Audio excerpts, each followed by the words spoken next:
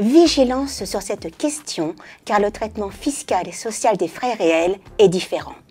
Ainsi, certains gérants et associés de sociétés, gérants majoritaires de SARL n'ayant pas opté pour le régime fiscal des sociétés de personnes par exemple, ont un régime d'imposition spécifique dont le fonctionnement est aligné sur celui des salariés, article 62 du Code général des impôts. En pratique, leurs rémunérations sont imposées selon les mêmes règles que les traitements et salaires. Fiscalement, les frais exposés pour l'exercice de leurs fonctions de dirigeant peuvent être déduits de la rémunération imposable en appliquant soit la déduction plafonnée forfaitaire de 10%, soit la déduction réelle sur justificatif. Mais attention aux particularités du régime social pour ces dirigeants.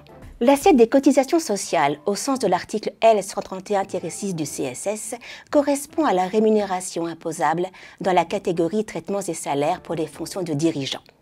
La déduction forfaitaire de 10% pour frais professionnels devra être ajoutée pour déterminer le revenu soumis à cotisation sociale. En effet, seul est admis en déduction de la rémunération le montant réel des frais professionnels exposés par les fonctions de dirigeant, à l'exclusion, sous condition, des frais, droits et intérêts d'emprunt versés pour l'acquisition ou la souscription de parts d'une société dans laquelle le dirigeant exerce son activité professionnelle. En pratique, il conviendra de reporter dans les rubriques DSSC ou DSSD le montant des frais réels. Les montants ainsi déclarés seront déduits de la base de calcul des cotisations et contributions sociales.